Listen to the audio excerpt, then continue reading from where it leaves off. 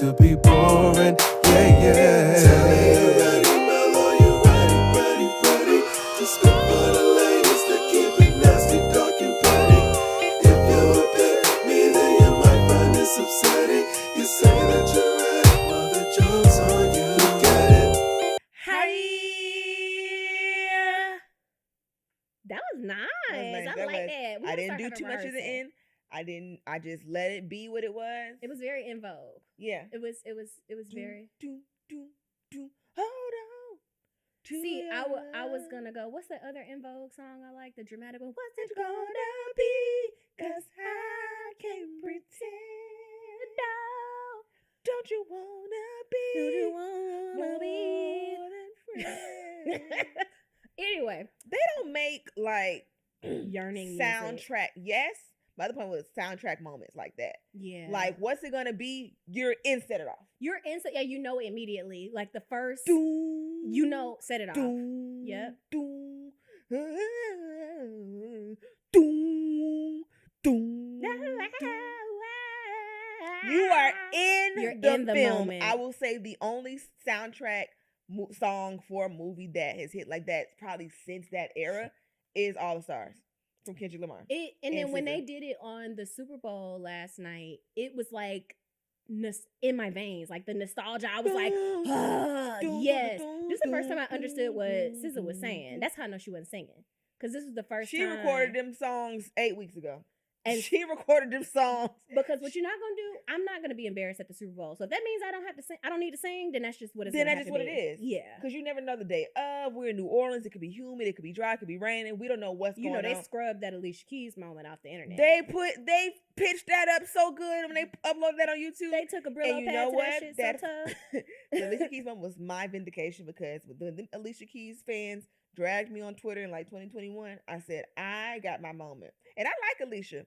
Which is so funny because she just doesn't need to sing live, and that's just what it is. And when she stole that lady husband, they took her voice. And until you give that lady husband back, your voice is on God. And you stole that lady husband for no reason. You are a homosexual. You took that lady husband for the love of the game. You don't even like niggas for real. You just did that shit to be mean. You don't even like dick. You just took that lady husband because it was fun. That's mean. Is that not mean? And they were all one big. They used to be at the beach together. Mashonda was just is look. Mashonda better than me. You get this light bright lesbian out my motherfucking face. Talley. I'm serious. You get her the fuck away. Y'all not gonna play in my face like this. And the cool thing about it is Swiss cool with it. He got her some bitches for her birthday. I ain't seen Alicia Keys that happy ever. Let me tell you something. I ain't seen Alicia Keys that happy since Pause, but when she was on the Cosby Show and she was bouncing on his knee, she was having a good time. She was a little girl. I ain't seen Alicia Keys be that happy since that little moment. As a half gay, if my nigga bought me a bunch of bad bitches on a private jet for my birthday, I would just be so happy that like God had laid out a plan for my life like that. Like you knew exactly, because like you first of all, me as a half gay, I tend to date men who don't play that shit. They not like, oh, as a girl. I don't give a fuck as a girl, boy, donkey, care. Keep that shit out my face. For me, I can't have. I said it before. No pussy. So the fact he said, you know what? Here's 18 bad bitches in a Learjet. Look what God has done. I see what you've done for others. My thing is, he showed it was possible, because I remember like you think he a little. No. I'm saying like the care that goes into finding 18 bad bitches and putting them on a plane. Which shows it could have been done, because I remember when Bobby Shmurda finally got out and they put him on that plane with the most middest white bitches I've ever seen in my life. And I'm like, he just got out. They, like, not trying to be funny, I don't know if you watch the truck stop reality shows. No, of course not. They look like lot lizards. I know. I be on the TikTok. I know what a lot lizard is. They look like, I said, they done put my boy Bobby up with anything. With anything. They didn't even try. But I did say, if you've been in jail since 2014 and you get out 2021, 2022, bitches have evolved so much. Like, you didn't see BBLs are out now and more common. Makeup looks better. Weave is better. He would have been so overwhelmed. That's what I'm saying. Maybe that would have scared him. It would have scared him. So they had to ease him in with some 2014 looking bitches. So when he got out, he could gradually go into the back. Newer bitches. Can you imagine? You've been in prison since 1998 and you go out and you see a goddamn sweetie or some shit. You know, I think about that all the time, like how people have gone into jail and like iPhones didn't exist yet, and then they come back outside and they're like, "What the fuck is this?" And they're trying to reacclimate to society. So I can't imagine the eyebrows that were out in 2014, like, and that's what you went into jail with, like the standard of bad bitch, and then you come out now and like bitches getting microbladed, they got lash clusters, and that's why you can't even like be too permanent with your beauty because shit changes. And this is not me. I know we like to bully her on here, but this is not even me bullying her. Bully who? Not bully, and I'm saying bully as a joke. We're not bully. She was rightfully getting whacked by us. But Megan Good iconically had her eyebrows tattooed, and they looked good, but then eyebrows changed. So she had to pivot her already tattooed eyebrows to catch up with the new eyebrow trends. And when she had the T-ass, like it was T as fuck in 2008. But then everybody started putting more meat on their eyebrows, and she got these thin eyebrows. And but now then she had to go get some new eyebrows. So I think she had to go get like, I don't know what she did, but she had to go get more eyebrow and put them on there. I think about that when people laser all the hair off their coochie. It's like, what if the Bruno Mars comes back? Because see, for me, it's always 1970s. Yeah, if you don't care about kind of thing, just don't care. I mean, but you getting all the hair on your coochie permanently waxed off? I mean, lasered off? That's like, how you know? I gotta go into laser now. Y'all know I always got something going on with my coochie. But I got the thing removed, the cyst, like the pimple cyst, whatever, removed. But it's not healing. So I got to talk to my dermatologist, whatever, because it's still like, even right now I have like gauze on it still because it's like acting up. So it'll like act like it's gonna heal, then it come back. So it's in some kind of like inflammatory, whatever. You think somebody put a root on you or something? I don't know what God got going on. Like, I don't even want nobody over there looking at it. Like, anyway, but now I have to get laser. And they were like, oh, well, we can send you a recommendation for a laser. But I'm like, okay, cool. Like laser to fix it? To for hair. Because I'm like, what am I supposed to do with all this coochie hair? Right. Because it's crazy down there. I'm scared to put a razor to it. I'm not going to get the a wax razor will never touch my coochie again. Yeah, like, it's just too much happening. Baby, them folks emailed me.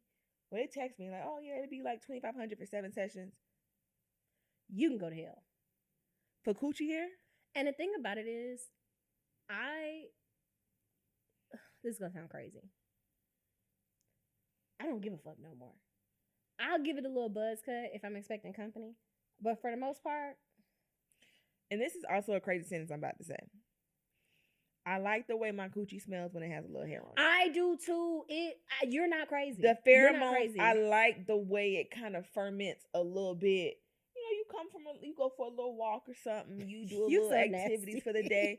You come and them pheromones come up to you. I be like, I like when I have like a muumuu on and I just been walking around the house, and then I also have on perfume. So like if I do have a male guest, it's like it's animalistic. That Coochie and Chanel.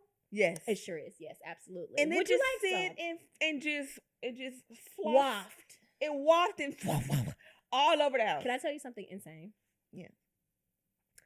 Sometimes, not all the time. Sometimes, when I have a boyfriend and I know I'm gonna ask for something, I'll sit my coochie in front of the fan and or space heater before the company comes over. And then like make the house smell good.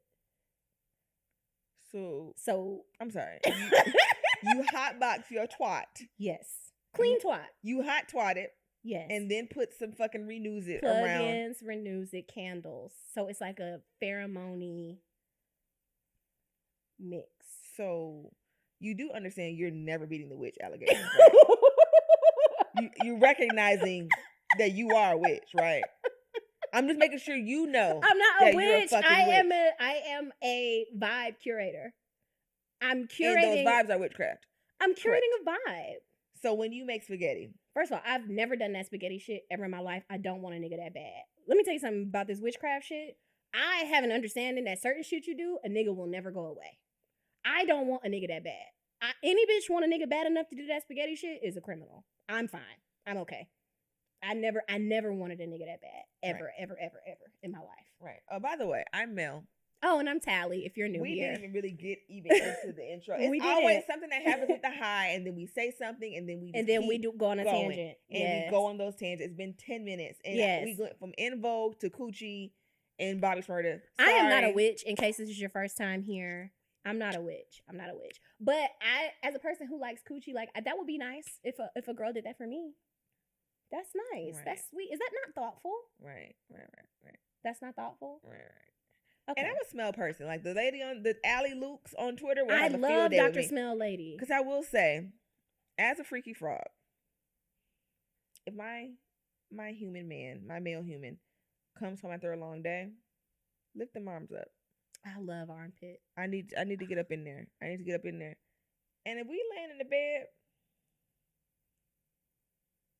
I need to smell up under them balls. I need it. We're in new company. And I'm uncomfortable. Don't be shamed. I am shamed because sometimes I can't say it. Never mind.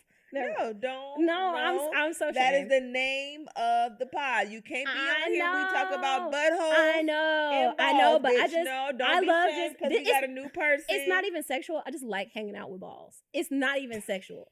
It's not even like it's not even like I'm always turned on. It's not even. But balls, I wish I had some sometimes. They're so fun. They're like small titties. Seriously, I could sit with just like balls just right here and watch TV. I could have a blast and just like I love balls. They're so fun. Balls are fun because they're so clammy and kind of sticky, and it's kind of like Play-Doh a little bit, or like a not Play-Doh, or like when they get super cold, like silly putty. Yeah, it's like silly putty, and it just like it's like those metal balls that you roll around in your hand like this. Yes, they're so much and fun. they're like wrapped in thin silly putty. And then when they get cold, it's like, oh, what's wrong, pal? Like when they change temperature, it's like, what's up, buddy? Did Timmy fall down a well? Like, what's going on? Scared. Yeah, they're just little balls. I like balls. That's fun. Weird. Yeah, it's fun though. You're not fun. wrong. I'm not wrong, but it's just like, yikes. Yeah. Okay. Jokes of the week. Okay, so I went to breakfast this morning. So whenever I have to go to Mel's house, I go to breakfast because there's a breakfast place near there that I like. And sure. So there's a follower that I have a mutual that I have that I will not name, that routinely retweets excellent porn. And you know I'm not a porn girly, but everything she retweet hits. Every single thing, which is normally I'm just like, cool, I'll see Honestly, if you retweet porn, you're a freaky frog. No, she's a freaky frog, 100%. That's why I'm not saying who it is, because like, honestly, tell me so they can be shamed by me. Right, respect her privacy. But usually when she retweets stuff, I'll save it. I'm like, yes, perfect, and I'll put it in the folder. But she retweets it at all hours of the day, so my phone is open, and the server. Two awkward things happen. First of all, the server is a good 8.5 feet tall. So him standing next to me to try to show me something on a menu, his dick is just right here.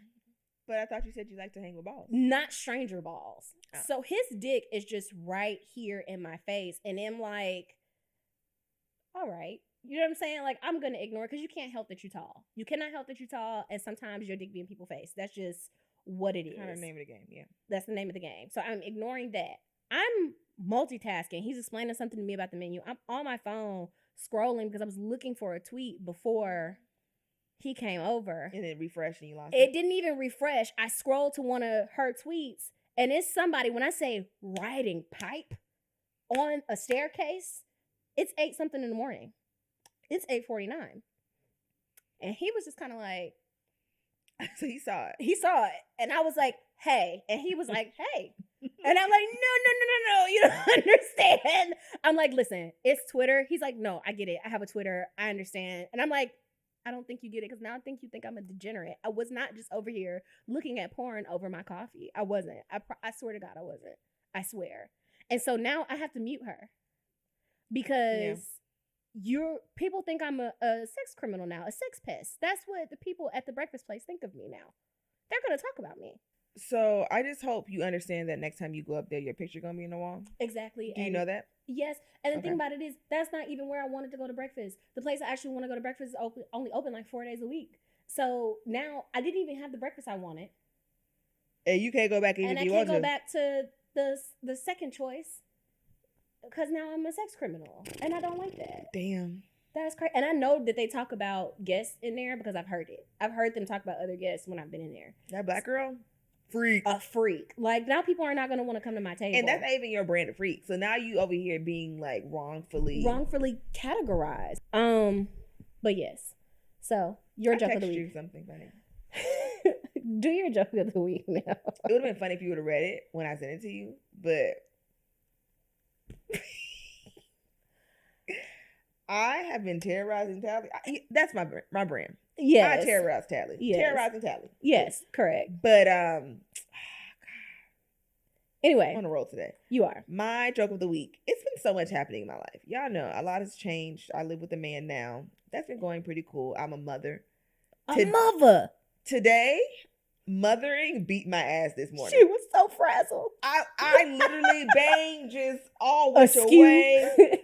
So this hasn't been my joke of the week, but I guess it is kind of just because I haven't talked to y'all in a minute. So I'll give y'all like kind of a two-parter. Man.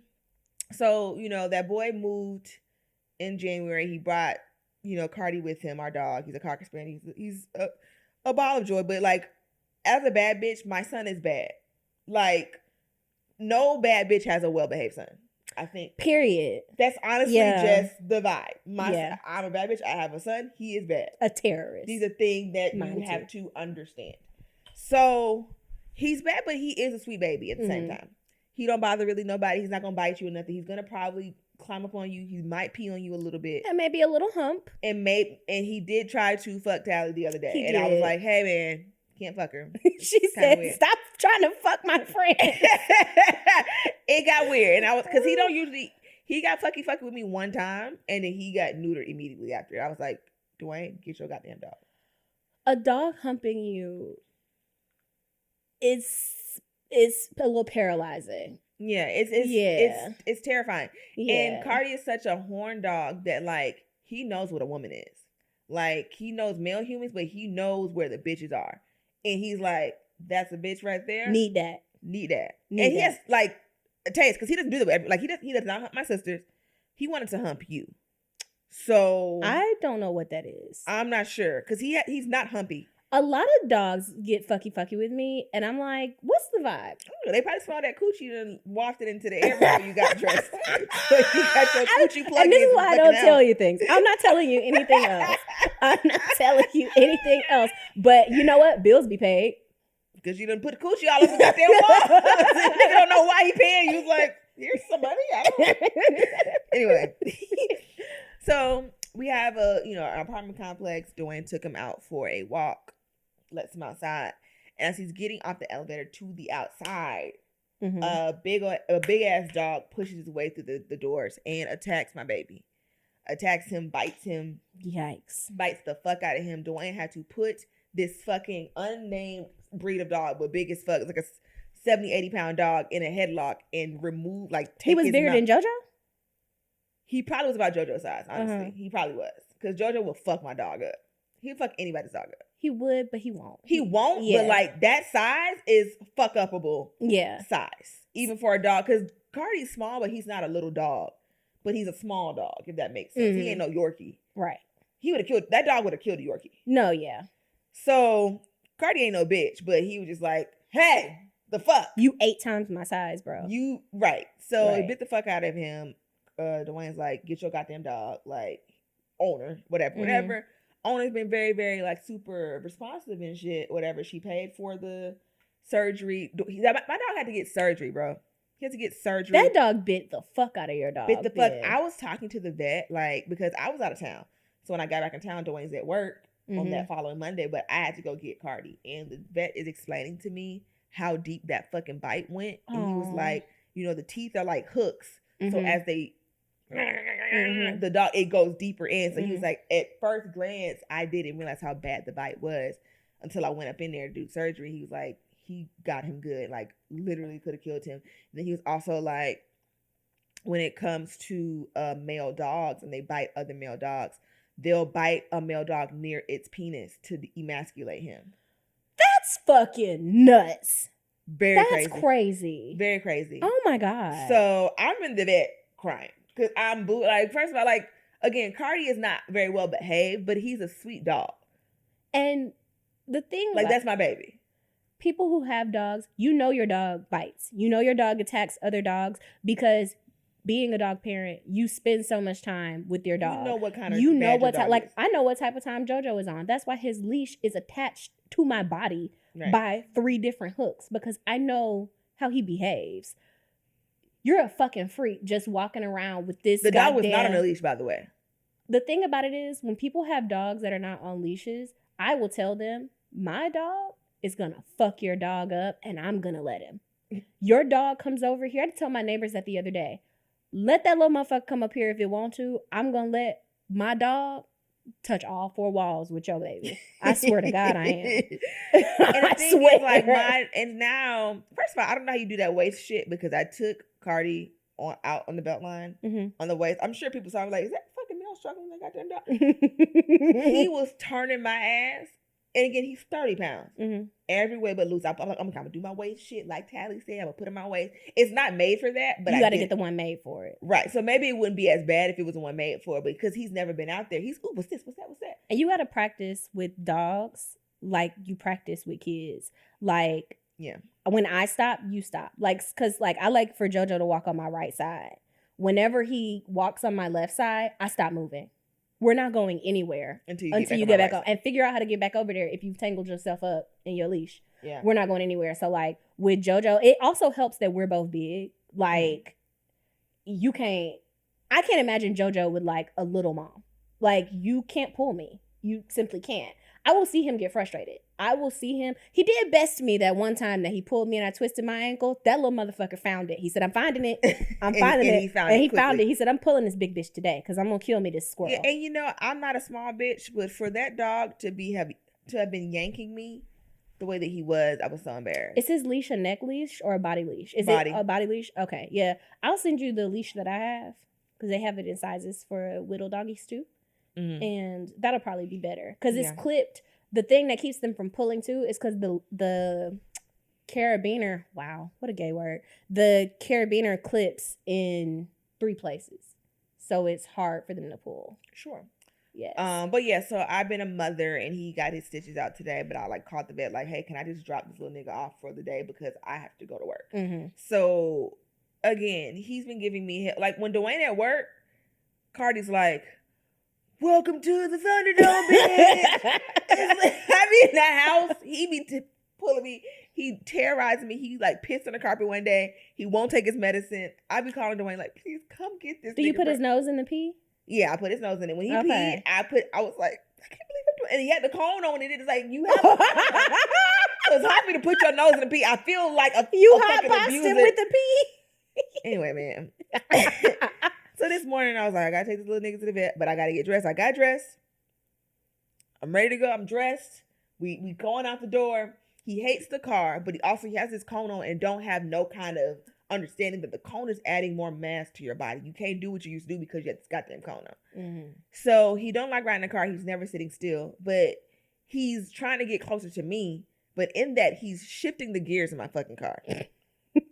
So I'm trying to get down the garage. I'm like, why is it pulling? He moved my gear to manual. So I'm like, down the garage. I'm like, bro, come on, dog. Like, come the fuck on, man. Shit. I'm driving because I'm braking because I'm making a turn. He pushes again. I'm in neutral in the middle of the goddamn intersection. So I get out. I get to the vet. At this point, it's like 10, 15 minutes from when you said you're going to meet me. Mm-hmm. So I'm like, I just got to get this nigga out of here. I just got to get him in the vet and we'll be fine. I'll be home free. We get out. He shits immediately on the concrete. I'm like,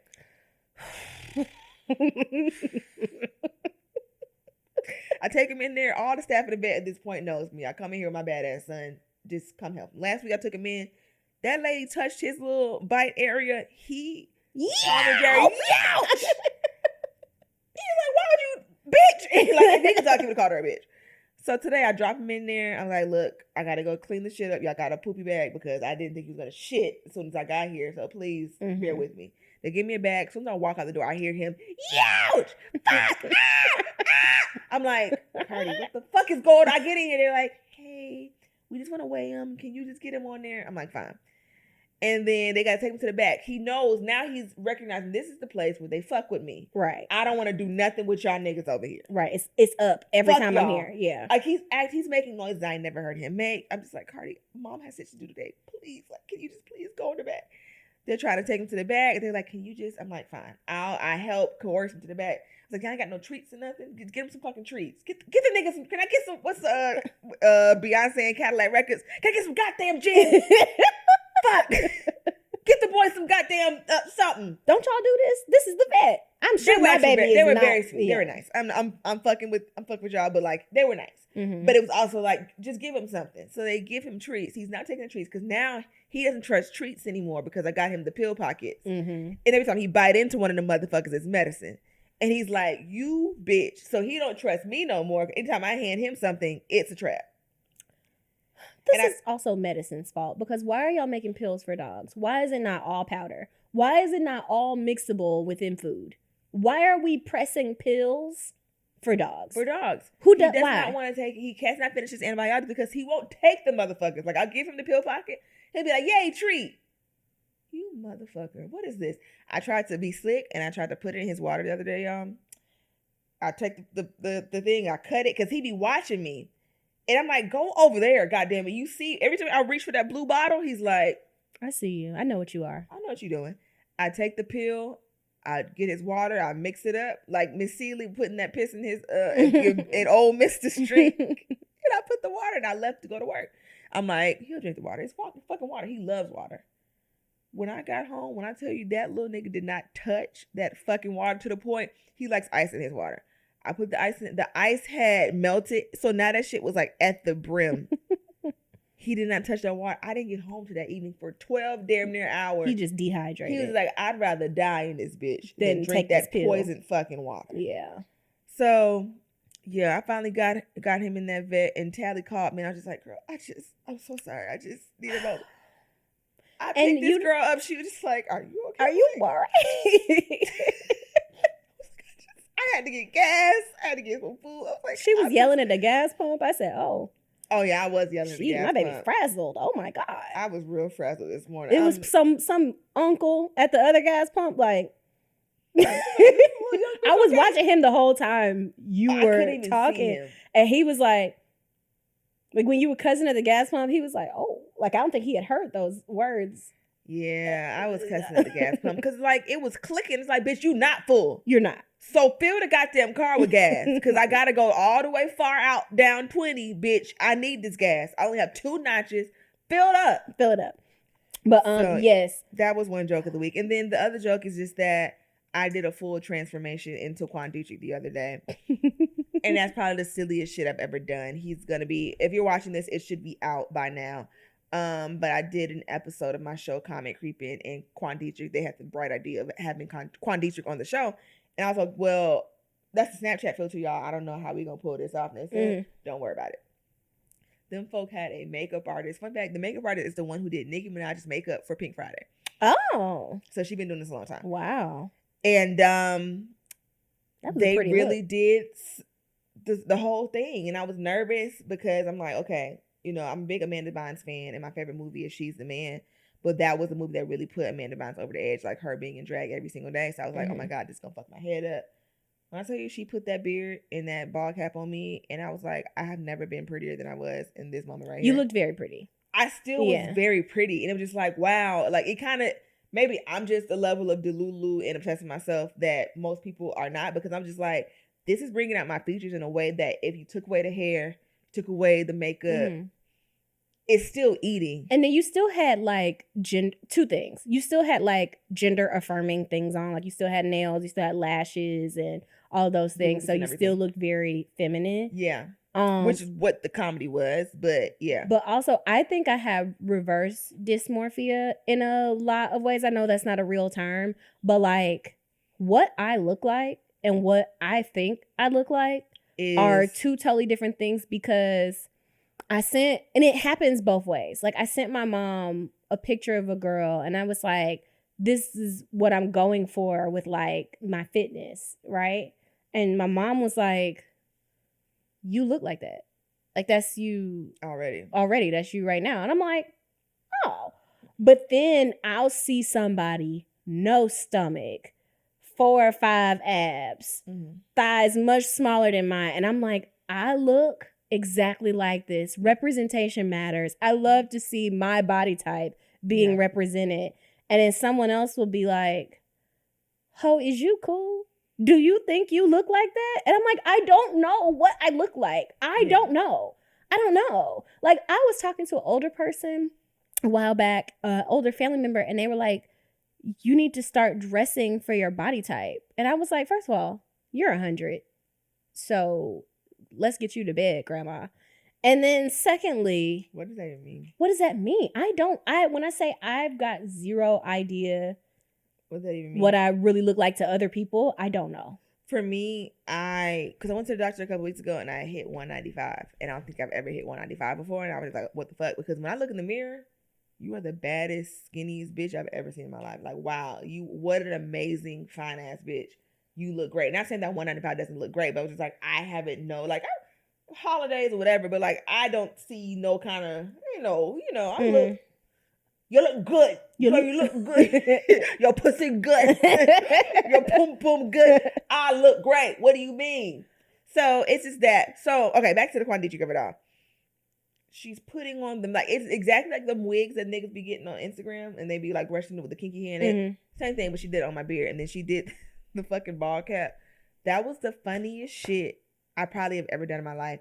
You looked like a Pinot. I did. And she put my hair in a ponytail and kind of put it in a bun. She braided it. That was a really tight braid. It was a great braid.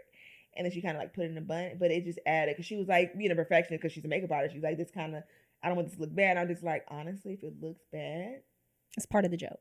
That's even better, because that bun in the back added a level of hilarity to it. Yeah. That was just.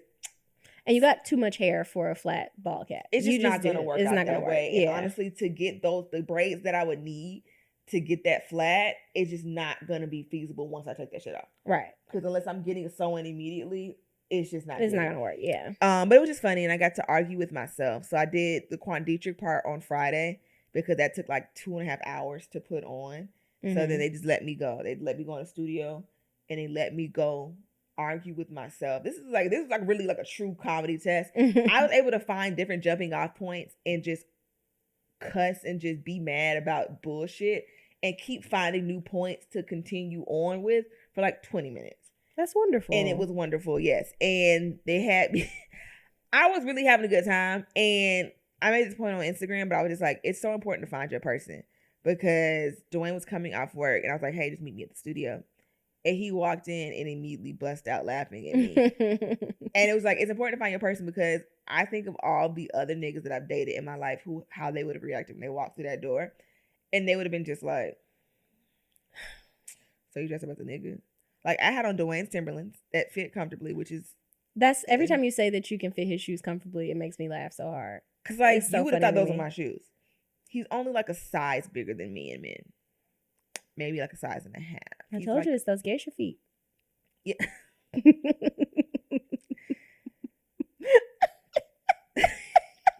Yeah. So, I forgot he listens sometimes. I'm sorry. I shouldn't have said you got geisha feet. No, tell him what you told me in the car. No, I'm not gonna repeat that. Talley. Oh my God. The short version is Talley just believes that my king has very nice feet. And he does. He has very nice feet. And when I say believe, I've not seen these feet. This is not. But like, there's gonna be one day we're at like the pool and you're gonna see his feet. There's gonna be a day. And I know it's not gonna match up to what I've. Yeah, because you think of something different, but they are nice like feet. I mean, first of all, I don't believe men can have nice feet. So I don't know why in my mind. You know who has nice feet? Plies.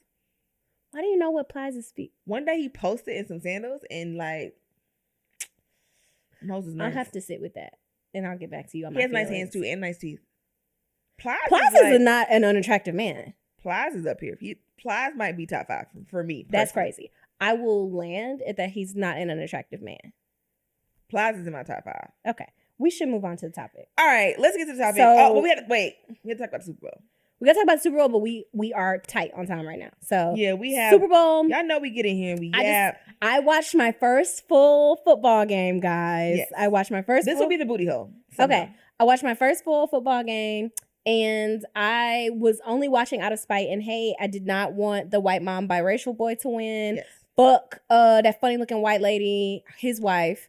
And I wanted Fried chicken. I wanted the beautiful black love couple to win.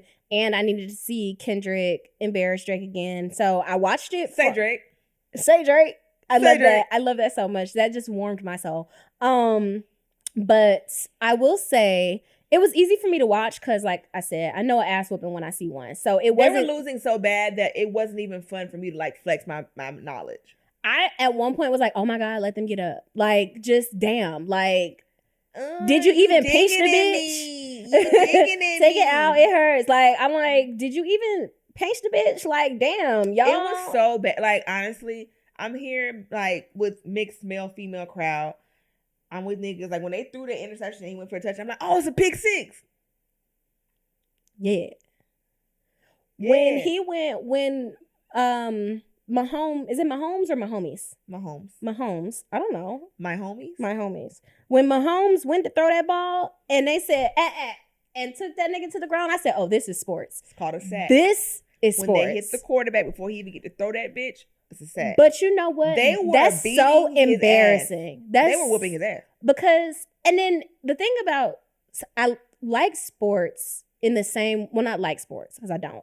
I respect sports in the way that I respect and love theater, that like, no matter what happens, you got to keep that motherfucker rolling. You have to keep going. I do not have the fortitude for somebody to catch my arm before I throw the ball and continue the game. I'm getting my biracial kids and my white wife, and I'm going home. You know that shit is so embarrassing. You know that video of Kobe and his family like dragging them out of the game? They leaving early. Like that would have been me. The game was so bad and the lead was so far and there was no hope. They Gatorade dumped the coach when it was like 3 minutes left in the game. That made me nervous because while watching my dad watch football growing up, he would always like try to talk to us about football, and we'd kind of be like, nurse, he's out again. Like, we don't care. We don't care. And we don't like you. So we're not going to participate in any of your interests. Right. But I always remember him, like, when he would do his, like, little parables, like, trying to teach me things, like, it's not done till it's done. Like, in sports, in football, the last minute, last 30 seconds could completely change the game. Yes. So when they started what I consider prematurely celebrating, I'm like, oh, shit, they gonna come back. They gonna start scoring. That's why I wasn't talking shit when the second half started. But when we were in the fourth quarter, them niggas had 40 on their head, and they only had like maybe, because they scored that last touchdown with minutes in the game. But it's like, and then with the same boys scored both touchdowns for the Chiefs, right? I think so. What was his name? It was something like biblical almost. Worthy. That's what I'm saying. I remembered. Yeah, I was like, it's like a Bible word. Yeah. But my thing is, you not scoring 30 points in 3 minutes. You're not, but also because I don't have a frame of reference for how things work or what's possible, it just put a knot in my stomach. Like, it would have had to take, like... Imagine your team dumping Gatorade on you and then you lose. I'm just wet and I smell like Arctic blast for nothing. Right. No, I got it. When they did it at 3 minutes left, I'm like, y'all have been whooping their ass so bad. There's no coming back from this, and they're so defeated at this point. Like, they had got the touchdown, and then everybody was just like... And then, you know... Daddy Trump left before Kendrick finished performing, so they ain't have a master to perform for no more. Good. So Kendrick's performance, people were mad. Like, you saw Reginae was like, "Ha." People were like, "Oh, Lil Wayne should have did it." Now, I will say this: I saw Lil Wayne in concert last month. Did I have a blast? Yes, it was fun, but it was Phillips Arena. It was a completely different kind of vibe and context. I don't know if Lil Wayne, that would have translated as well on a Super Bowl stage, because it's not even so much about the hits, because Lil Wayne had every song that Lil Wayne started playing, I was like, I forgot that this is your song. I forgot about this. Damn, I love this song. But yes, he would have had more hits and that would have got us out of our seats. Yes. As far as the mastermind, like even with Rihanna has hits. Rihanna's not really a performer. Rihanna's not a dancer. So we had the Right. levels. We had this. We Right. had that. There were things that were a part of it that made it great. Mhm. I don't know who. Obviously, they would have had people come in and do that. Mhm. But I don't see Lil Wayne being able to maintain that on the Super Bowl stage. And it's just not what I don't think Wayne meets the moment of where we are right now. And that too. I I feel just like don't. he would have really ate that around 2014, 2015. Yeah. Because none of the stuff he would have performed would have been less than 5 years old. And also, he just doesn't have any projects or movement right now. He said the card, and the exclusive came from me. He told me Period. first that Carter 6 is coming out in June. He said, and he announced the date this past week that it's June 6th. But my thing, first of all, my thing is like, as we've discussed extensively on Twitter, like just because it's in New Orleans don't mean it got to be you, bruh. This is the first time I've seen them do city specific stuff for the Super Bowl because New Orleans is its own thing, right? When they came to Atlanta, it was fucking Gloria Estefan or some shit that performed in Atlanta, which is crazy to me. Yeah. But it's like, that's not a new, that happened, like the Dr. Dre moment is because Dr. Dre clearly has the industry in some kind of chokehold for whatever reason. But it's like, that's why they had that moment. But like, that's not a standard for whatever city they're performing in. And who told y'all that? Right. And yeah, so the Lil Wayne argument, so his performance as a whole, it did exactly what I thought it was going to be. I knew it was going to be a lot of symbolism. I knew I was going to need like a fucking new rock stars breakdown once that shit was over. It was some shit like, y'all be quiet, we going to miss something. Mm-hmm. He whacked Drake. And that's the debate I was having. People like, all right, well, he did all this shit on Drake again. And that's not lame to y'all. I'm just like, no, it's not lame because y'all are not real haters. And that's the thing. Like, first of all, his performance, even the Not Like Us of it all, I feel like was bigger than Drake. And because there are different levels of thought with things, like, yes, are we whacking Drake? Absolutely. Are we all? That was a whole political commentary that we watched. Yes, Uncle Sam, all that shit, the American flag in front of Trump. Like, it was just a whole thing. But I think people expect Beyonce from everybody all the time. And it's like, did you want Kendrick to get up there and do an 8 count? Like, what did you expect? They're like, oh, it wasn't no real performance. First of all, I've seen Drake perform. I saw the comparisons where people are like, oh, Drake would have put on a better show. No, he wouldn't have. And even no, he would not have. As a rapper, Kendrick gives the best show as a rapper because, like, fuck Offset, but like the Offset of it, like everybody know Offset. Offset can actually dance. Offset is talented. He's just a bitch. Right. Offset can actually dance. And even Offset ain't gonna do, because like he too cool for school, because he's not gonna really fully boom cack like that. But everybody can't boom cack. And Atlanta niggas gonna boom cack regardless. That's a different thing. That's a different thing. Yeah. Right. And Kendrick, even in that, he was still boom cacking. Right. Even the steps. Yeah, he did the Lil Kim and everything. He did all of that. Like, niggas is not giving y'all these visuals. They not. Kendrick was the one to do it. Which was crazy to me. So when he like teased and not like it was so loud at the Super Bowl party I was at, I didn't catch the lawsuit shit in real time. Oh, I didn't catch it. I saw it on Twitter afterwards. And I knew I was going to catch everything I missed on Twitter. I thought it was beautiful. I love the way the Say Drake was the best part, because it was just like, this is so nasty. The Serena Williams, people are like, oh, if I was her husband, she wouldn't be able to come home because she's shitting on her ex. If you know anything about Alexis Ohanian, the only person that hates Drake more than Kendrick is Alexis Ohanian. He hates that nigga. And that's also another testament to being with the right partner, because anybody who's in a relationship with me knows that hate for niggas who did me wrong is active. And it's gonna always be that way. And it has nothing to do with my love for you, but it's up for them niggas to the day that I die. And if you love me like you supposed to, you hate you gonna be crib walking with me, or at least supporting me. So that's why like niggas can't understand like, oh, my wife wouldn't have been out there. Let me tell you something. If I get the opportunity to crip walk on some of these niggas' proverbial grave, I'm going to do it. And I need my husband in the back like, woo, woo, woo. That's what I need. Sweetie. You're doing great, sweetie. That's exactly what I need. And like niggas always talking about their wife, what their wife can and can't do, and you don't have a wife. You're not going to have a wife. Like, let's start there. Like, there's not going to be any wife, you stupid slut. Like, if you do have a wife, she don't have an ex worth mentioning publicly, and she's not going to have opportunity to do some shit like this.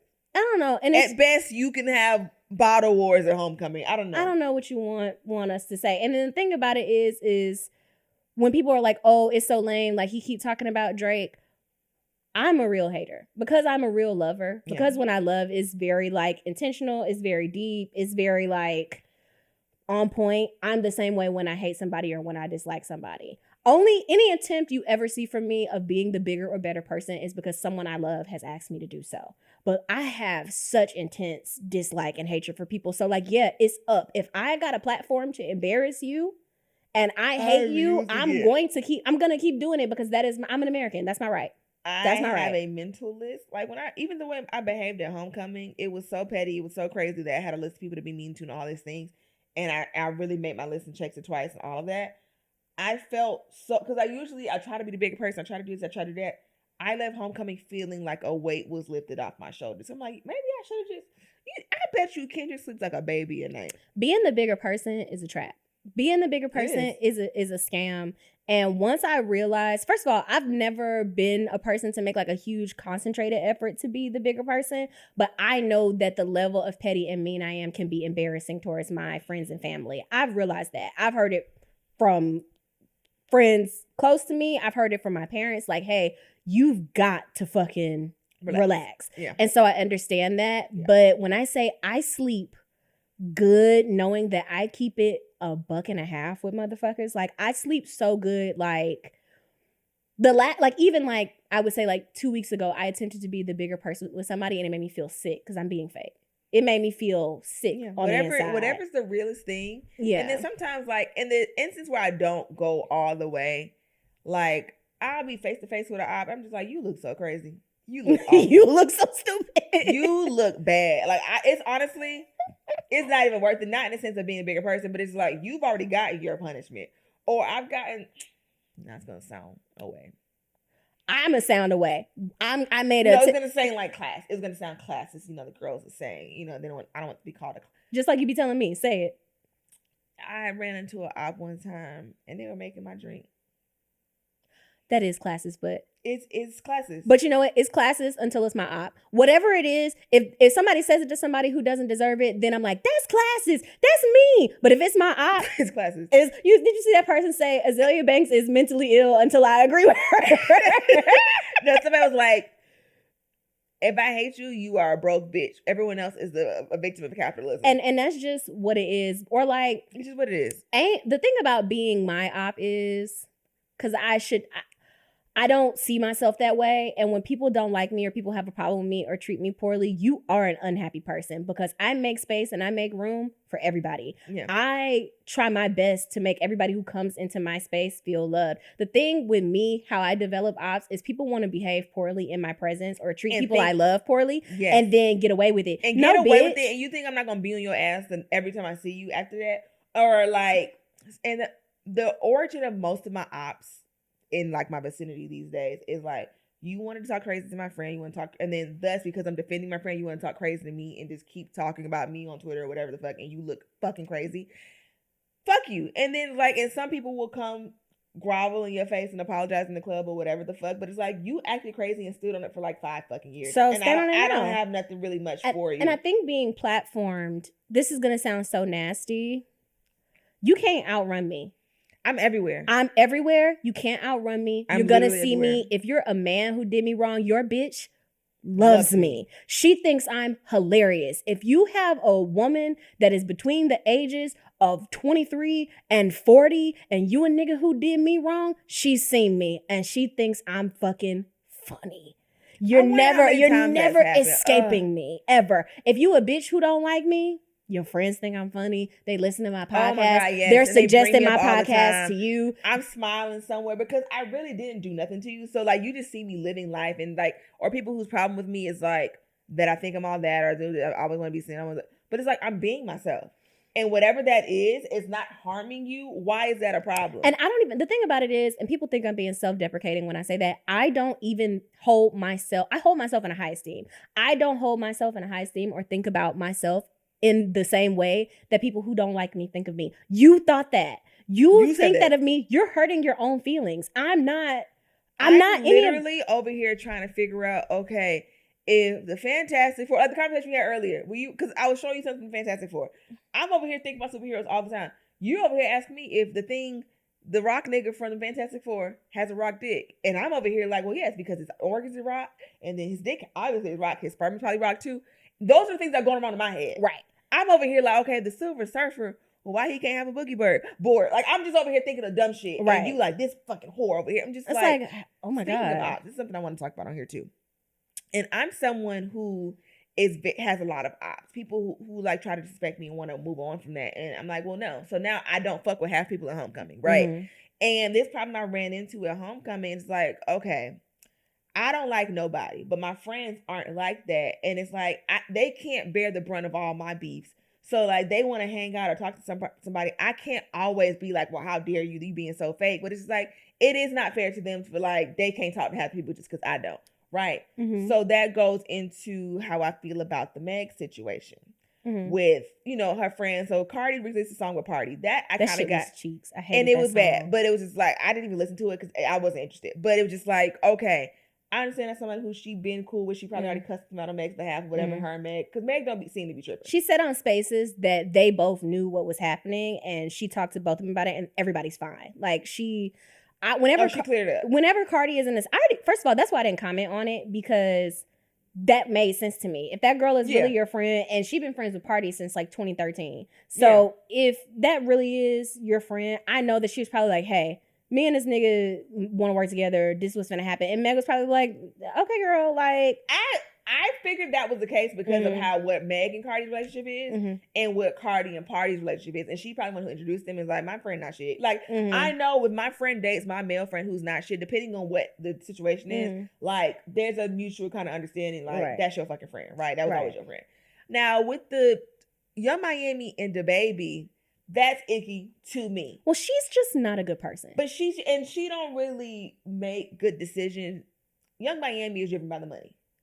If it's a check involved, she's gonna do it.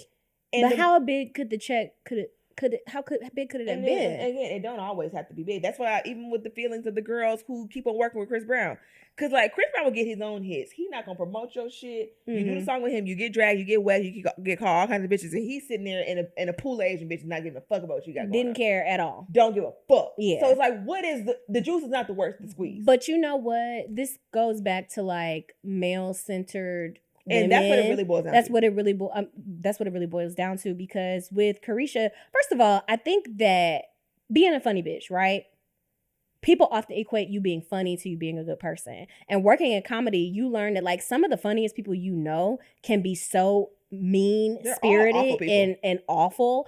And so like with her, because the bitch is hilarious. She is so funny to me. Yeah. But people think that means that she has some sort of moral compass guiding her, and she doesn't. Because the thing about it is, artistically, like, you know how a nigga be so lame or do something so awful, you like, coochie don't even jump. Even if he fine, you just like, yuck, this nigga's disgusting. Artistically, I could not make a jump for DaBaby. Nothing about him. Ain't hitting so long. I'm just like, the song also isn't good. So what are we even doing? Well, I will say, because I'm not a separate the art from the artist girl. And because his music had been so ass for so long, it was very easy for me to be like, okay, that little time that he had when he was Meg's work husband has passed. One of his little songs that hit on TikTok, it didn't register to me that it was him until I was already halfway through vibing to it. Because, I like to watch the little girls do the choreography because I can't dance. So I live vicariously through them. So they were dancing to some DaBaby song. I said, oh. And then it registered whose voice that was in my head. And I said, because you ain't heard it in so long. Because I ain't heard it in so long. So fucking bad. But girl, we didn't touch the topic at all. We have not touched the topic. And I think we should. Okay, we also have an address. Okay, yes. So we were gone for a minute. Y'all could stop tweeting us and ask if we still cool and all this other shit. We're friends. We're friends. We had to find a new studio, y'all. We had to find a new studio. The content house closed. We were like, oh my God, like what we gonna do? And it was kind of hard logistically. And it was the holidays. We needed a break. It was the holidays too. It was just hard logistically to try to figure out how to shoot in like Tally's apartment. My apartment too small. So it took us a while to find this, but we found y'all suggest virtual. That's not an easy thing to do. And I'm not saying that like, oh, we know so much better than you got. We don't. It's just we did not want to take that step back to doing it virtually. Because if y'all were here during the Zoom years, it wasn't great. It was bad. It was really bad. So we didn't want to do that. So, and then Mel, you said you were going to address it. I'm going to address it and we can bring it up together. Stop telling on one of us to the other person.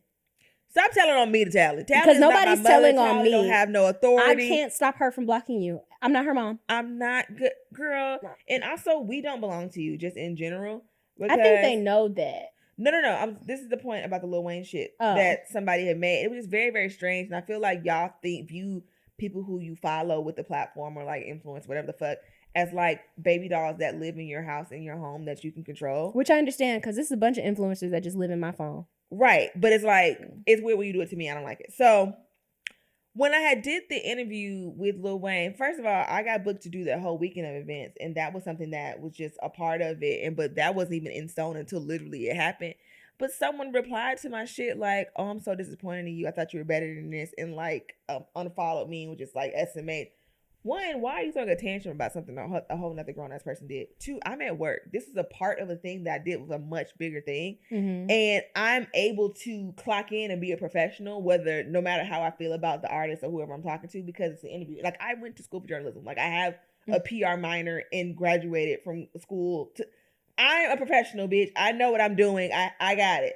But if I wanted to kiss Lil Wayne in the goddamn mouth, which I don't, but if I did, yuck. Now what? I think that people don't view content creation or journalism or having, big Twitter following, big TikTok following, whatever, as a job. So like just the same way you could work for the Coca-Cola company or you could work for, I don't know, Norfolk Southern, and you not up there punching the CEO in the face, you going to get your check and you're going home because that's the work that you're doing that's sustaining you right now. Not to say that like, because I'm sure like if you had a chance to sit down and do an in-depth interview, you got to do your Barbara Walters with Lil Wayne, like, yeah, you're going to have some questions. You're going to press the issue. You're going to ask the things that need to be asked. I'm not going to tell the people from this corporation that I just signed this contract with, and I found this shit out after the fact. I'm not going to, I'm not going to be able to ask Lil Wayne 45 seconds for the questions. Actually, I cannot. I'm going to turn down. I have to eat. This is my job. Right. So that's just that on that. And I also think about, I'm sorry. No, you're fine. Now I'm thinking about it. But just think even like down to like the corporations, as influencers, like we are more gig based. Like you work for whatever company you work for, which is probably ran by evil white men as well, right? And has all their own bullshit, but you still have to clock in because you're at work. So I'm thinking about the influence, because a lot of like the influencer community, I have a lot of friends who like turned down, like people had like brand deals with Target and shit that were coming up and had to like cancel them. But a lot of people couldn't do that because bitches is how they eat. So just like, it's different when you as an individual are working with a corporation, whatever. Like, it just gets really murky. We had a long conversation with like my influencer friends about how that works. Because a lot of people are like, well, girl, I just have to cancel my Target shit. But a lot of people like, and if you're not in a position to do that, you're not in a position to do it. You're not in a position. Everyone can't. So it's like some people just had to just go through with their Target deal because, bitch, we got bills. So it's just very, very weird. And you have to stop thinking about, and people toot up their nose. Like, you don't have to think about these certain decisions that influence or whoever the fuck make, because you don't have to. You clock in, not saying, I'm not that I'm looking down and clocking in, bitch, you got insurance, okay? And it come with your shit. You ain't got to pay out of pocket for it. I'm jealous of that. But like, you don't have to make those kind of decisions.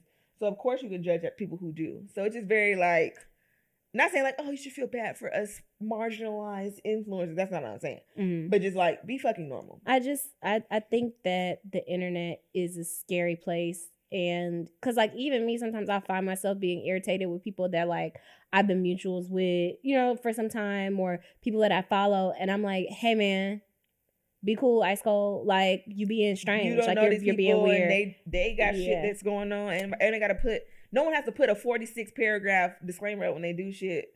Because also, who fucking cares? Like, yeah. Okay, so this must be the Valentine's Day episode. Happy Valentine's Day, guys! Happy Valentine's Day! Happy 5th anniversary to the pod, by the way. This is our 5th anniversary. Yes, we've been doing this for 5 years, and the world ended promptly after we started the podcast. Was it us? Were we the drama? We probably did shift something in the nervous system of the earth. So yeah, we're supposed to be talking about love and like crushes and all this kind of shit. We probably already been here for an hour. Yes, so we gotta speed through. We always do that. Yeah, honestly, I missed you guys though. If you want to do a long episode, can we do a long episode? Like one long episode? Do you remember your first crush? Like your elementary school crush? Yes. So it was a Mexican. He was not Mexican. Okay. He may have been Hispanic. He was white. I feel like I guessed good. But he was white. His name was Mikey in pre-K. That's cute. But I had eras. I've loved them all. But in kindergarten... Not you, Taylor Swift. All right. In kindergarten, my crush was AJ. Me and AJ, bad. Like, down bad. Like, first grade, we used to we really hit it off in first grade. We would flirt or whatever. But then first grade hit, and I had a crush on Xavier. Not Zay. And you know his name was Zay. Baby, me and Zay. And then once I skipped that grade, we was in the same class. Ooh. And we used to pass notes. Ooh, not a note passer. And then once I went to third grade, he stayed in second grade. Oh. He got kept back. Man. That's like when they still did that. And then I had a crush on the boy named I got Roosevelt. kept back. I did the 5th grade twice. You got kept back? I got kept back. Well, my dad made them keep me back as a punishment to me. Yeah, my dad said they were like, she just didn't do well this year, but she passed. She just didn't get the best grades. And he was like, keep her back. This is a consequence. I did 5th grade in Michigan 6th grade, actually. I did 6th grade in Michigan and 6th grade here. Yeah. He made them keep me back. I didn't know that I've never said that. I've never said that out loud. Only people who know me from Michigan. It was one girl that I actually went to school with in Michigan that also ended up going to Stevenson. And she kept my secret down. But I did 6th grade twice. Because my dad made them keep me back. He got to Stevenson and they were like, she's supposed to be in the 7th grade. And he was like, I said, enroll her in the 6th grade. I cannot reach your hand to touch it. You don't have to touch it. I'm fine. Don't you tell me nothing else but that man. I'm setting the boundary right here. We've been friends about 5 years now. I've had enough. Don't you tell me nothing else. I told you, I'm going to get my hands on some super soldier serum. I'm fucking him up. It's going to take me. I'm going to beat your daddy up. Then I'm going to Neo. Not my daddy getting touched before Neo. You hate Neo. And I hate Neo. That just made it personal. It's okay. He bumped up. Like on Monsters, Inc. And you thought Sully had it, then Randall came from that slumber party or whatever the fuck it was. It's fine. On site. I'm fine. Then I'm going to get. Mm-hmm. Schmory Schmains. Mm-hmm. Yitty. All of them. But guess who's coming and getting it first? I get it. I get that. But yeah. Those were and the boy Roosevelt in 1st grade.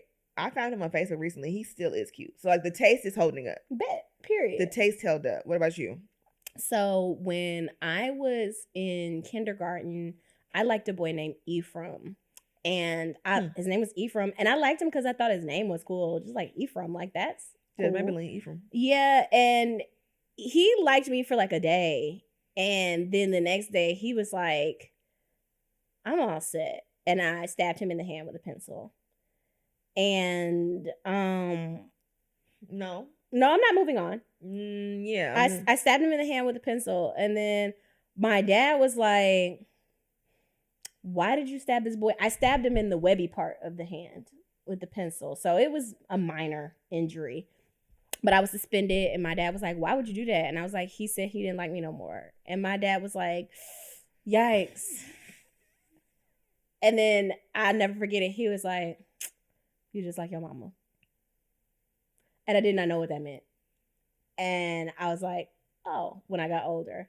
And then when I was in I would say like 2nd or 3rd grade, this boy who lived in my neighborhood, he came from like a family in the neighborhood that like apparently I wasn't supposed to like be around them because like ironically enough the Jets and the Sharks. No, not even like that. Like ironically enough, his granddaddy was apparently like very abusive when my dad was growing up, and my grandmother lived in the same neighborhood all my dad's life. So these are like neighbors from like the 80s. You know what I'm saying? Mm-hmm. So he was like, nah, their granddaddy used to be beating on them in the street and shit. Like they don't come from like good stock. Like, you know, you don't need to be over there.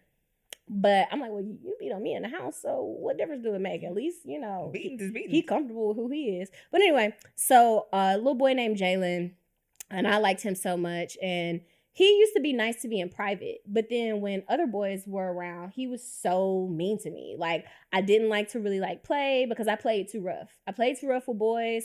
And I used to like fall down a lot because I overestimated my size. So like, I just didn't like it. Like, it's too physical. So I used to sit on the porch and read books and shit while like the other kids played. And he would be so mean to me when other boys were around. And I remember one time, like, we were in Detroit, it was snowing, and they were having a snowball fight. And I was like, got to have it. I have to be a part of this snowball fight because this is core memories. Everybody in the neighborhood is doing it. I'm doing it.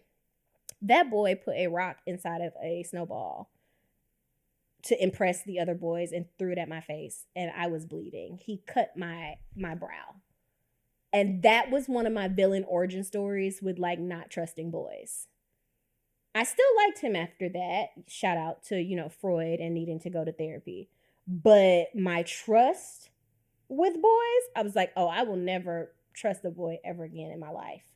But those are my crushes. And then I had a crush on everybody when I was in middle school. Oh, middle school, it was kind of insane. I loved all the football boys down. One of which I waited till I got grown to hunch because I'm never coming up. I need that. I took a megabus to go get that dick in college. I needed that real bad. But megabus to middle school dick, crazy. Worth it. Needed it. Needed it. No, middle school. So some of my crushes carried on to middle school because naturally they all went to the same middle school. It was right next door to it.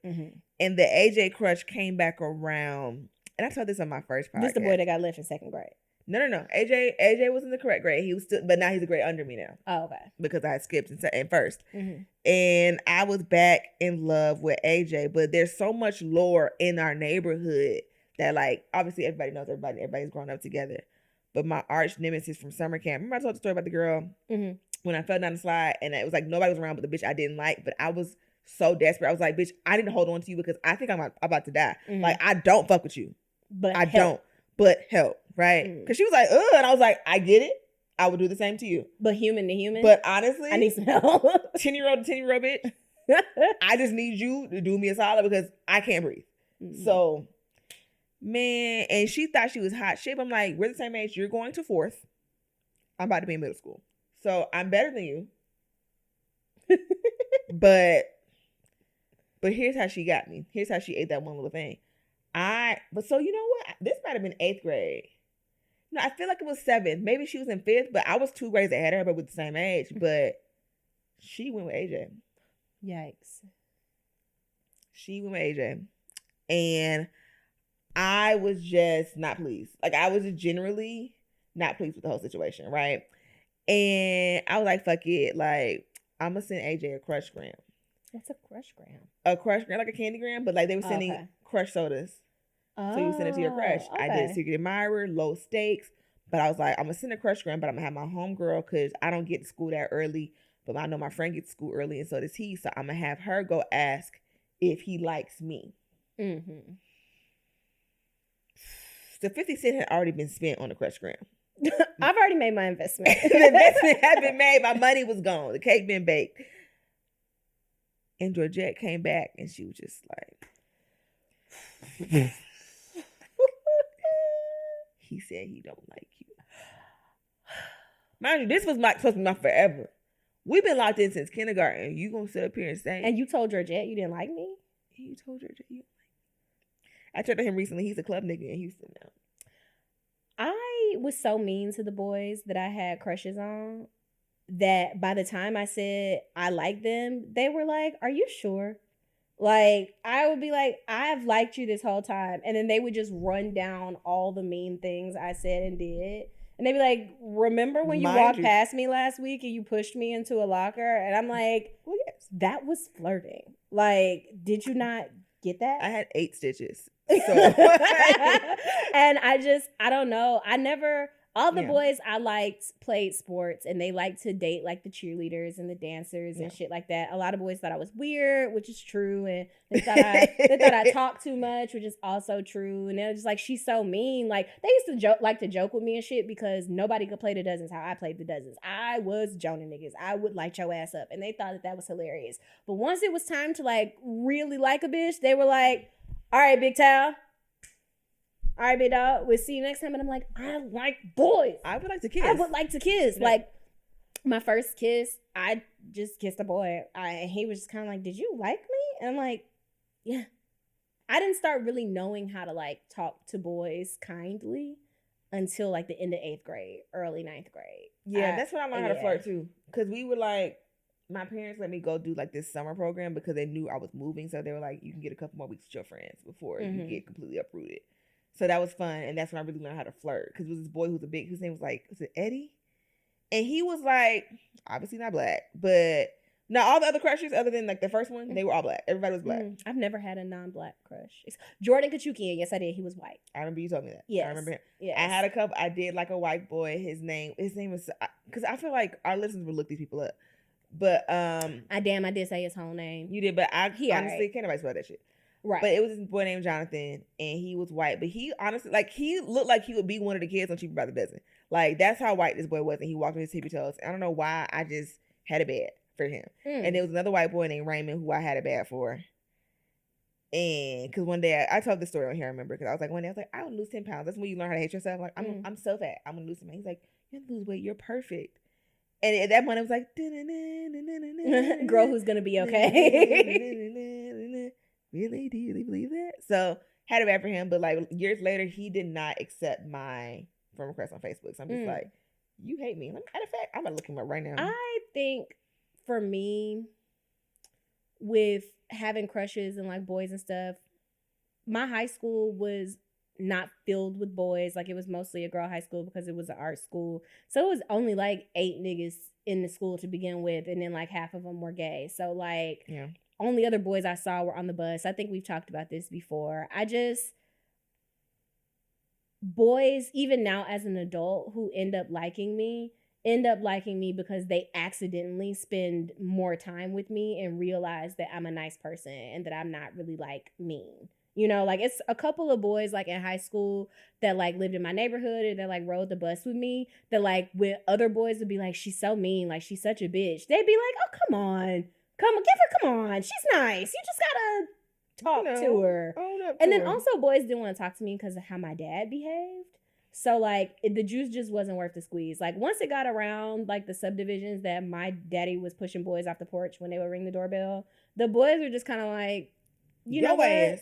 You can keep that shit far the fuck away from me. So it was difficult for me growing up. It was hard for me. Like, niggas knew early high school completely. Like, when it got to high school crushes, again, I still wasn't doing anything. I still didn't have, like, couldn't go out and go on dates and shit. But like, I realized my power, like, growing up. So like, my classes were more white, but I went to a mixed school. Like, the AJs and the Zays of my elementary school were at my school still. I would cross paths with them, but they weren't in my classes because I was in magnet program, I was in gifted, and like the kids from the neighborhood would just be in normal classes. Right. So I'm liking the white boys because that's who I'm with all day. You know, it's kind of a proximity thing. So once I got to Atlanta and everybody was black, it kind of like even the black playing field, because not like I didn't like black boys. And I will say, if you're gonna have your kid in a white high school or white school, have them around black kids outside of school. Like, I was with white people at school, but like I was at church, I was with my cousins, I was going to FAMU stuff. Like, I still was black. Going to Golden Glide. Yeah, like, well, I didn't go to Golden Glide, but just like I would just do black shit outside school because I was black. You know, you keep them in white shit, that's all they know. Their head gonna be gone. So I knew how to deal with black boys, but it was just like, everyone's black all the time. This is great. So I wasn't allowed to like white boys, so I didn't have a choice. And I came home liking a white boy one time. And I told my whole family about it. And my uncle thought that was the funniest shit because he had the most Jewish last name of all. Like, Rosenberg? It was Schwartzman. Schwartzman. It was just so Jewish. And everybody was just thought that was just like, they was like, we got to watch that one. Like, that's going to be a problem. I grew up, I want to move on to the other parts of the topic, but I grew up in a very, like, they don't use our combs household. And because I grew up in, like, a Black history ass house, white boys, even, like, today, like, white boys will still be cute to me, but they never did anything for me, except for, he looks crazy. He was much finer in 5th grade. Okay. I will give him that. He was so easy to find. Wow. Except for Jordan Kachukian, who looked ethnic by all accounts. But I never really liked white boys because they didn't do anything for me. So I think it's kind of just like a proximity thing. Yeah. Like, they was around, so like I was an equal opportunity. I liked the Zays, I liked the Alex, I liked the Schwartzmans. I liked all of them. Do you remember the first time you were in love? For real? In love for real. Like, okay. Little fake like, I don't know. I had me a little boo. So ninth grade is when I started having niggas. Like, I realized my power of getting niggas. Like, I would have, like, the upperclassmen didn't want nothing to do with me for real, but we would be like super like head gone crush. Me and my friend Brittany would be like in love. My friend who I went to the B5 concert with, me and her, little thirst monsters. We weren't doing anything sexual. Like, she was kissing at least. I wasn't even kissing, but I was just like, love of the game. Boys. Ninth grade, I was kissing. Yeah, I hadn't even gotten that because I'm like, where am I kiss? Oh my God, I didn't kiss till like 11th grade. And then, but I had a little, yeah, but he had dated my friend first, and I had watched Mean Girls. I was like, it's girl rules. I can't date him because my friend did, blah, blah, blah. I don't even know if she's a lesbian or not now, but I'm pretty sure she is now. I could have just dated the nigga, right? Right. Because I feel like she would do mean shit to me because she knew I liked him, and she was the only thing keeping me from Tell dating him his hair looks sexy, pushed back. Yeah, like, but not even that, but it's just like, you were just doing, like, one day she, like, stole my phone. Like, she wouldn't get my phone back, and I had, like, the Sony Ericsson slider. That was a really big deal. That's crazy. And it was like that was a really nice phone, and she wouldn't give it back. And I was just like, give me my phone back. And she wouldn't. And she got mad when I called the security to come get my phone back because why are you playing with me? You think I'm finna go home without this phone? You crazy? You think I'm finna go a class period without my phone just because you want to take it just because? I should have just fucked that boy. Not fuck him, obviously. But like, yeah, for the sake, if we being mean, let's be mean. Let's be mean. Yeah. But anyway, I kept in contact when I changed schools, and we like talked every day, blah, blah, blah. And I think that was my first like puppy love because that was like me and him locked in. Like, I would have a boyfriend, he would have a girlfriend, and we still would be locked in type shit. That was how my first love was, too. Yeah, and then college, I didn't have no love in college. No looking for love. It wasn't no love in college. And then my first boyfriend, right after I graduated, we were in love, but it was different. Because, like, once I met that boy, I was like, okay. Right. This is love. Like, okay, this, love.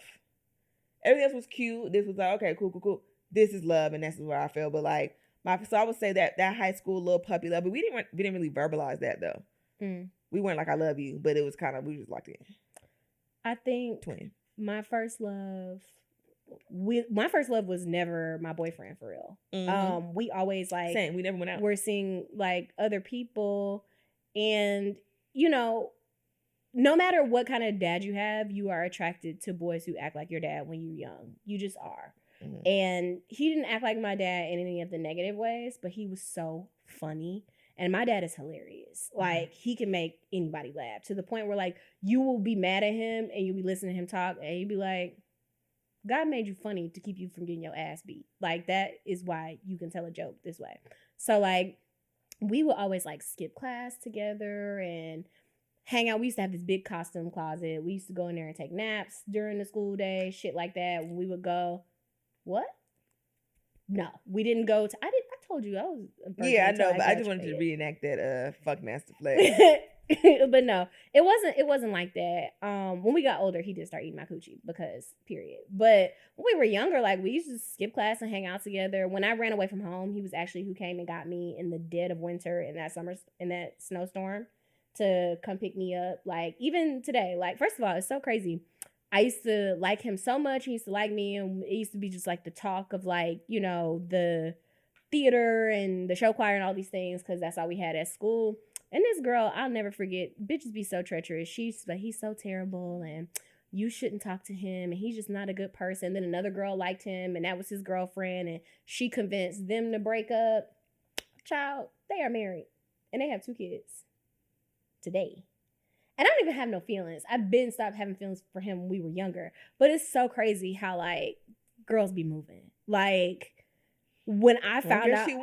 She, you know what? But my thing is, like, if you can plot on a nigga like that and you want him that bad, please, just go for it. When I got to Alabama State, that was the first time, like, I ever felt, like, in love as an adult. And then, looking back on it, I wasn't in love. But it felt like that. It was very passionate. It was very, like... oh, it's just us against the world and we're so, but like, I don't care if we on the run. But you shouldn't be in a relationship where it's us against the world because why? Why are people is the like, world against you? Why is the world against you? And why are people like, y'all shouldn't be together? So that's very important. And then when I was 23, I know I fell in love. I don't know. That was some of the most intense emotion that I ever felt in my life.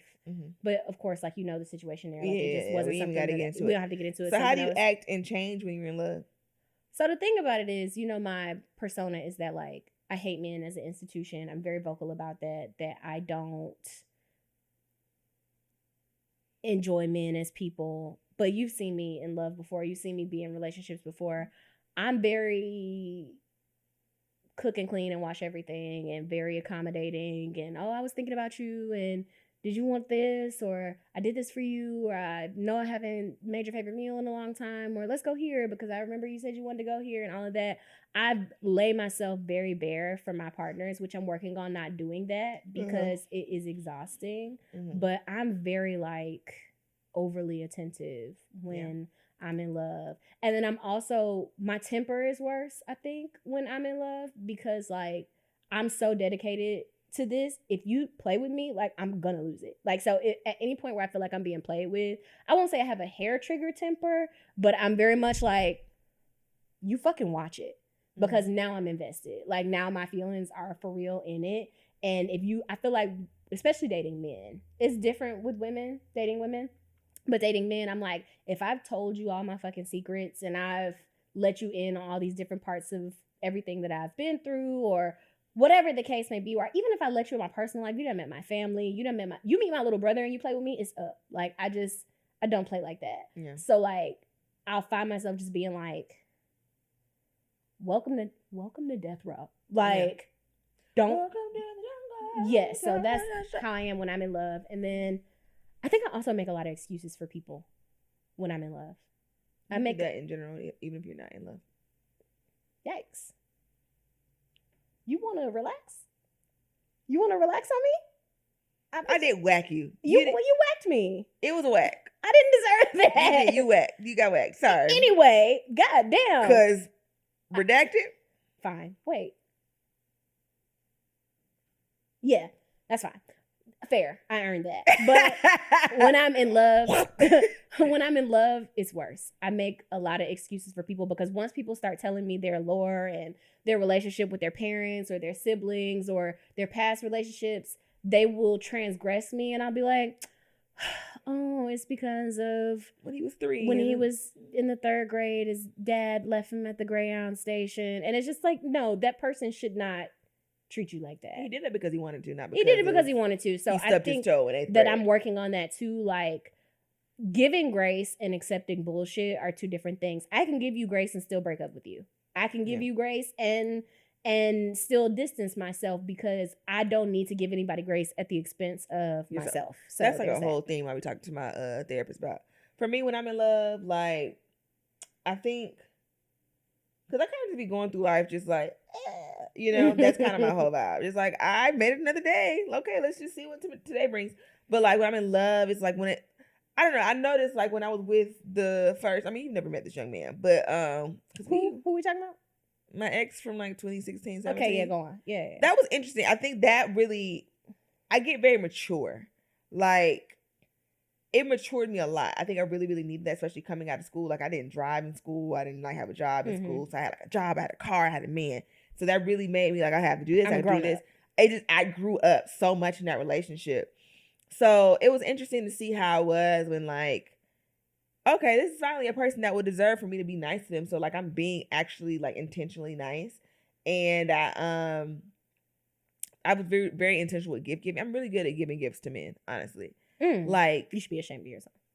Sure. I'm kidding. Like, I had stumbled upon it. I tried to delete most things about him in my phone. Like when we broke up, I was like, fuck it, But like I saw like, I would go to Pinterest and get ideas on what to do. I used to do like, okay, it had like a poem. I had my sister write it because her handwriting's better. It was just like, oh, you've been running through my mind. So let me give you something to run with. It was like some shoes. I got him some shoes for his birthday. That's so cute. I don't buy men's shoes anymore. But I buy men's shoes because if you're going to go faster. Get the fuck out of here.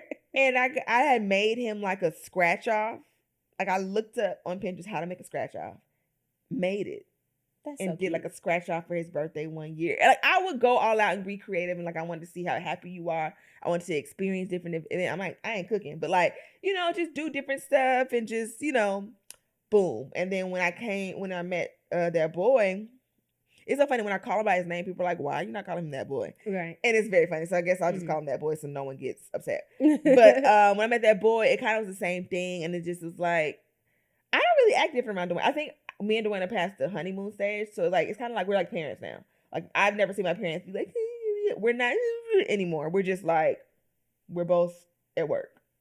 Not at work in a weird way. I'm just saying like we love each other, and that's kind of just, we know that now. That's established. We're now living together. It's not like we'll hold hands. Like if we're sitting next to each other, we're gonna start holding hands. We're gonna cuddle. But it's not like a childish kind of thing. We're more like adults in love now. I think that's why. Okay, so I have multiple things that I want to say. I think that my first relationship where like a man was mostly always nice to me was Patrick. And that's why I thought I was so in love when we were together, because just a nigga being nice. It was just, I needed somebody to be nice to me, like just straight up. And because he was so kind, what's someone on the bottom of my socks? Oh, you were looking. I'm just making sure. I'm looking at my foot. Oh, anyway. But he was just so nice. Not even in the beginning, I would say up until the last 45 minutes of the relationship, he was very nice. And I think that's why I thought I was so in love, because I'm like, this is a nice man. He has a nice, interesting job. He has a beautiful apartment. He has a dog that I care about. He makes plans with me. He wants to take me places. We go on nice dates. And I felt safe. Like I just felt very like, and he was just being normal. He was just being normal, but I didn't know normal. That was the first time I had experienced normal. I didn't know any better, because like even when I had met B, like he was mean. Like, and even though he could be nice, it was that meanness with B was something that I had never experienced, because I had never experienced passive aggressive meanness from a man. I had only encountered like my dad and other partners being actively aggressive towards me, actively mean towards me. So being passive aggressed upon, I thought that my reactions were too big to the meanness when it wasn't. Like I'm having this, the way that he was treating me should have been met with violence. I just did not know how to handle somebody being passive aggressive to me that was a man, because I had never experienced it.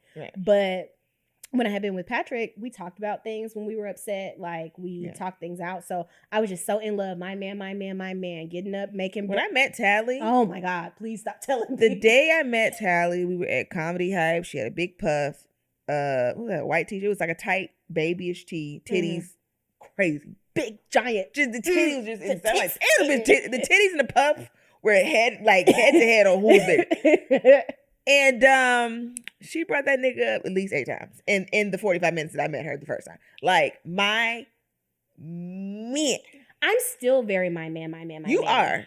But the thing about it is, man, woman, whoever my partner is, that is the most traditional thing about me. I have to ask my nigga. I have to see what he's doing. Now, if it's your man, I'm gonna be like, you ain't gotta ask that nigga nothing. That is just a man. But me and my well, that's what's so funny, because I gotta ask my man. You did me that like that the other day. I said, I know this bitch ain't talking to me. I was like, oh, I asked him to do something earlier. If he do it, I'm gonna give him some coochie tonight. And you're like, well, you kind of applying a fish for swimming. Like, I don't know. And I'm like, why would I listen to you? Do what I say, not as I do. Because this is the most my man ass bitch in the world. Ask my man. I gotta ask my man. And it's like, girl, shut the fuck up. But asking is also really just a formality, because I feel like it's respectful. I'm gonna do it if I want to do it. But I would like to consult my partner. I don't know what it is to ask about for me. Because, like, I don't know. Like, the way me and that boy are, like, that's my friend. Like, we're pals. And I don't know what you be asking. It's not asking for permission. To it's do like, what? It's so like when I was living with Boy Mill, right? It's more so like, say I want to hang out with you. I'm not letting know you said that. I did. It's fine. Okay. Just make sure. Whatever. We here now. So when I was living with Boy Mill, right? He went to work every day. You know what I'm saying? Like, I like to be present for my partner when they come home from work. Man, and I've been doing that lately. Like, we were on a walk, and I was like, Dwayne gets home at 6:30. Like, I need to be home. Right. So, like, say I wanted to hang out with you. It's not that I'm calling and saying, hey, can I hang out with Melanie? It's, did you have a good enough day at work that you don't Mind that I'm not there. Mind that I'm not there. Like, do you, as the person that I love, need my support then? Or can we reschedule it? Can I see you after? Not can I see you, but we can do whatever we want, but when 6:15 are you gonna be okay if I'm not there? So Right. when I say I need to check in with my partner or consult with my partner, I'm making sure I'm not needed on the motherfucking home front. Because first of all, he pay bills. That's number one. I'm sorry. This is where I live at. I know where my fucking bread is buttered. I'm not gonna ever disrespect my friends for my partner, but like, I need to check and make sure this person that I live with is okay. Because if I fuck over him in an inconsiderate way to go hang out with you, I live with this. I gotta live here. I live here. You don't. Like, I'm sorry. Me, it's like, it's not so much the bills of it all, because like, I don't want a man to pay bills. I'll pay the bills as long as I can do what the fuck I want. I don't give a fuck. Well, he just was paying the bills. Right. No, that's fine. It's just like the bills is gonna be paid regardless. Yeah. I don't give a fuck. But it's like, damn, it's a level of consideration that you have for your partner when you live together that, again, I'm learning because it's been like 2 months, but still, like, it's like, okay, like, if I'm out, I didn't know that, like, if you're out with your friends, your nigga's gonna ask for it to go play. 100%. Whoa. You get you some friends to go to dinner, but it's like, obviously I'm gonna do it. Right. But now it's like, we have like it's a system. He goes to work. If he don't take the dog out, I gotta wake up, take the dog out when I wake up. Mm-hmm. I gotta take the dog out 1 or 2 times. He come home around 6. He take the dog. Like, we have a child and we have a system. When Cardi got attacked, goddamn it, The vet. he's like, you need to go pick him up from the vet. Cool. Cardi has 2 parents. Yeah. So you come in here, you gotta deal with his mama. It felt like a parent-teacher conference. Like, cause it was like good cop, bad cop. What the fuck happened to my goddamn son? Why I gotta come pick him up so goddamn late? So it's just like, it's fun. Or like, I'll take him out and then Wayne take him out. So like, people are getting familiar. Like, okay, these are his 2 parents. Right. We're a team. I just want to clarify with the bills thing. It's not like I gotta check in because that's the nigga with the money. It's more so like, this is the person who helps me run my household. This home. This is the person that. But it's a level of respect you have with Yeah. the partner, because like, even now it's like, and then also with me, I travel a lot, and it didn't bother him before because y'all didn't live together. We didn't live together, but now that I live together, he was like, "Damn, like, you've been gone a lot," and it was Mhm. like, "Well, you be gone 11 hours a day, but you don't see that because you gone." Right, So and like, it's the more traditional path. right. I think for me though, some of my views, especially if you go back and listen to the early episodes, even now, some of my views of heterosexual relationships are still very archaic. And I don't plan on unlearning them. I'm comfortable with it. Like, some of it, I'm just. As long as it's not harmful. If it's not harmful, then who gives a fuck? This is why we're not beating the pick me allegations, because we're considerate partners. The thing about I'm a Southern woman. I gotta live here. I have to. First of all, I'm gonna do me in feminism every chance I get. You live in a home with a man, you are still suffering under patriarchy, and some of that shit just helps keep the home smooth. You can have all these fucking hairy armpit ass arguments if you want to, living in a house with a nigga. You're going to be sick and fucking tired. So yes, sometimes I have to go home to feed my nigga. What about it? Because that was the plan. That was the plan for the evening. Yes, I'm finna go put this roast in the crock pot, and what a fucking about it. But that's also what just about you it? as a person too, because even if I was living with you, you'd be coming home to put the roast in it. I would. For me, I'm like, hey, what we eating for dinner tonight? I can go to the store so you can cook it. Hey, what you want, friend? What are we doing for dinner so I can be around the kitchen and entertain the dog while you make it? Right. Our shit is a little different over here because I'm not a cookie, bakey, Betty Crocker person. Mm-hmm. I can help. I can season. I can have, I said, you know what we should do? Squash. He's over there chopping. I made the bacon for the bacon fat. I can do a little bit. Your food, the steak sandwich you made was stellar. The steak, that was steak good. sandwich, bitch. I can cook. I never said you couldn't. You know, I'm not saying you Oh. said that, but like, when it comes to fuck that, I seasoned. We had to improvise with that fucking roast. That shit was good. But also the thing about it is, I think when I'm discussing like all Are these we better, 2 hours? yeah, I think we need to stop soon. But I think when I'm discussing all this Betty Crocker ass bullshit, people who don't know me don't know that that's how I behave with everyone. That's just period. And so it's kind of like, When you cause ate that fucking pasta like a month ago, ooh, that shit was good. That had them caramelized onions in it. Ooh, and that you shit taught was- me something because I You got it. caramelized some onions like last week or so. What did I make? I think Another steak I ran the sandwich? steak sandwich back. Mm-hmm. Right. But I say all that to say, like, being in love I need to start separating being in love from like servitude, and also like, Yes. I think I don't absorb parts of men's personality, because why would I want to do that? Mhm. But I do think that, which is why I did not enjoy living with a man. I do kind you're of performing all shrink day. myself down and make myself smaller, and I am very hello my baby, hello my darling, and it's just. But again, that's what so- you do in general. I know, but like how? So I like remember when it's J. Cole, he was like, "Stop being crazy." She's like, "How? How am I How am I stop being crazy?" Like that's. Yeah, and I think we talked about Yeah. that just in your nature as like an oldest child or just trying Yeah. to please everyone. That's just in your nature. For I me, need to stop people pleasing immediately. yeah, Oh and it's my just God. like, and it's draining you. Like for me, I'm not. I think again, birth order, all the things. Mhm. I want the people to be as displeased as possible, and I'm going to complain about it when That's you're so displeased. fucking crazy. But I want the people to just whatever I feel like doing, that's what I'm doing. If you're displeased, you're displeased. And once you're displeased, I'm like, this bitch is displeased. The nerve. Look at. I want you to think about this. Is okay. This is an example of me being a people pleaser. Y'all are coming over for Valentine's Day, right? I did not want to order disposable champagne flutes because I'm trying to be more environmentally conscious. I've already got plastic shot glasses. I didn't want to do too much. I was feeling really bad about everything that's going to go to the landfill. So I was like, oh, I'm going to order drink charms with initials on them, and that way people can take them home. You and Marah, both of y'all's names start with M, and Rodney and Rita both start with R. So I was about to spend $50 on 2 sets of drink charms to accommodate 9 people. No. Because I did not want y'all to I didn't want anybody to not be pleased. I had to literally close my phone and put it on the other side of the room because that's stupid. But I'm like, well, if, Melanie or Marah have to use their middle name, then that's not fair. And I'm just like, this is so stupid. You Why made this up. Like, you made this up. This is dumb. Why are you thinking about And this? honestly, for me, I'd be like, oh, M. And I wouldn't give a fuck after that. And for me, I'm just trying to think of if I would give a fuck, like, well, shit, that we gonna get you a W and flip it upside down, bitch, and you just shut the fuck up. And that's just what it's gonna be. So, like, the way but you do it even with, like, being politically correct. Like, at some point, people just gonna be offended for the sake of being offended. Like, you over here putting asterisks and, okay, well, I don't mean, and I don't want, that's what I be having to tell you sometimes. Oh, I don't want to say, what, even to get your ice cream. Well, she didn't get the thing that I needed, but she looked like she was having a bad day. Because Fuck that bitch. Get your fucking ice cream. Why would I bother this person? Because like, she at work.